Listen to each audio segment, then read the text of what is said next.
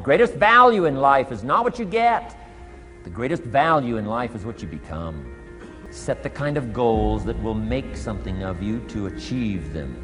If I set this goal and go for it, not only will I achieve it, but what will it make of me in the process? Now, there's two parts to this, and then we're wrapping up goals. Here's the first part now in this goal setting for what you become. Number one, don't set your goals too low. Go where the demands are high. Go where the expectations are strong so that it'll provoke you, push you, urgently insist that you not remain the same for the next couple of years, the next 5 years, that you'll grow and change. So don't set your goals too low. The guy says, well, I don't need much. Well, then you don't need to become much. Because I was willing to take a chance, and most people won't do that. Most of the people that you talk to try and bring them into the business, these are not risk takers. Most people have done all that they're ever going to do. They raise a family, they earn a living, and then they die. But people who are running toward their dreams, life has a special kind of meaning. And here's what I will share with you, that in the process of working on your dreams, you are going to incur a lot of disappointment, a lot of failure, a lot of pain, a lot of setbacks, a lot of defeat. But in the process of doing that, you will discover some things about yourself that you don't know right now. What you will realize is that you have greatness within you. What you'll realize is that you're more powerful than you can ever begin to imagine. What you will realize is that you're greater than your circumstances, that you don't have to go through life being a victim. And not only is it important for you to know it's possible for you to choose your future, but it's necessary that you work on yourself, that you develop yourself.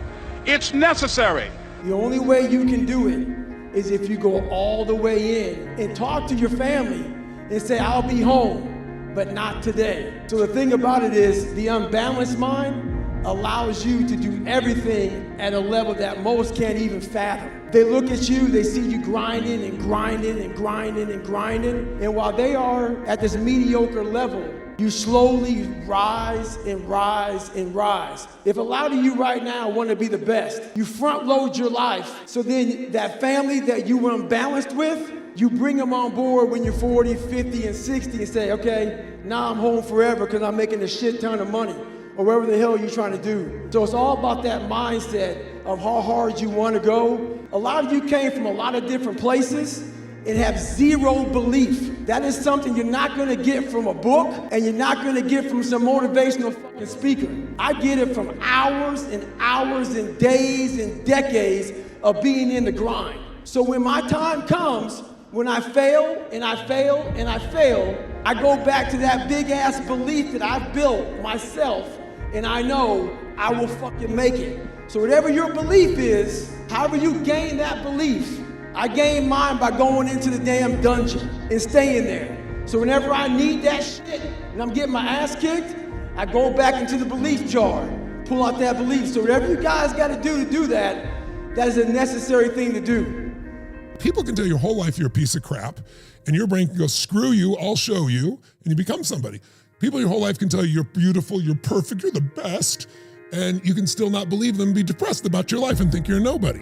Your life self-esteem, your self-esteem, esteem for yourself is earned by you doing something difficult for you. When you do something that's incredibly hard and you push through it, your brain starts to have inner pride, not fake ego pride. So what wall are you climbing now? Man, right now, I've climbed a lot of walls. There's no more walls anymore. The reason why is because I know how to climb. I was trying to figure out how to climb before. I got all the right gear, man. I got the ropes, I got the shoes, I got the chalk, I got the harnesses. I'm good, I'm not scared to climb anymore. I go to the rock, hammered in, I got my belay, and I'm good to go. So you gotta figure out how to climb first, and that's all. We all have a different way of climbing. That's why there's a lot of books out there on mental toughness. It's all crap. Why? Because it's a cookie cutter way. Life isn't cookie cutter. Like 3.14 is pi. It's how you figure out equations. We're all different equations. We all have a story. We all have to strengthen our mind to figure out our own equation. Once you figure out your own equation in life, you can then start picking away at how to be better. But you first have to figure out your equation in life. Once you figure that out, man, you can do anything. What the hell were you all waiting for to start attacking life? Waiting for the fucking stars to align? Back when I was growing up, the song came out. All I need is a miracle. Well, guess what? That miracle ain't coming. There is no perfect time to start. You gotta start now with changing your life. We're all being tested in life. And guess what? This is one test you can't cheat on. We all have our own test. Some of us are obese. Some of us are depressed. Some of us are insecure. In the military, we had this big old rucksack on the back. Had batteries, water, extra gear. Your extra gear is the shit you're dealing with in life. And the only way to overcome it is for you and you alone to face it. You have to do your best work when you're least motivated. So those days you don't want to do it, guess what you got to do? You got to suck it the fuck up and do it. Stay hard. You need a path. And so if you want to make your relationship better, your business better, your life better, it starts with knowing what you want. You got to say, what do I want? Why do I want it? And what kind of person would I have to be to have that stay? And then you got a second step where you got to find and tell yourself the truth, which is there's a gap between where I am and where I want to be. And don't bullshit yourself. Don't go, I'm a little overweight, or I'm fat because I'm big boned. No, you're fat because you have poor habits, right? You have to see what's causing you to have that gap. And it's one of only a couple things. Either you got fear, so you're not taking action, or you might have some limiting beliefs like it never works, I've tried everything, the good ones are gone, so you don't even begin. Or you might have some emotion gets in the way, or a bad habit, or maybe you're just missing the skill. Like no one's ever taught you how to make money or grow a business or have a great relationship.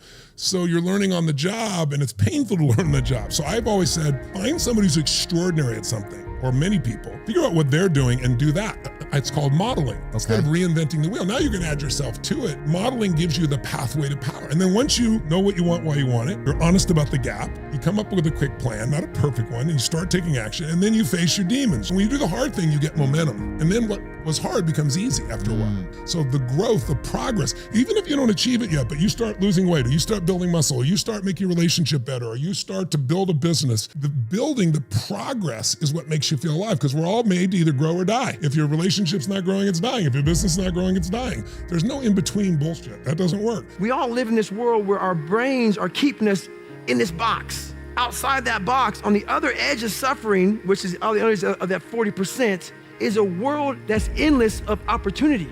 But we are afraid to go outside that box, because in that box it's comfortable. That's where the nice 4-lane highway's at. I know where the restrooms are at. I know where the gas stations are at. Outside that box, man, God gives you a shovel and says, man, start digging. That's not fun. But when you dig your own path to all kind of stuff that's unknown.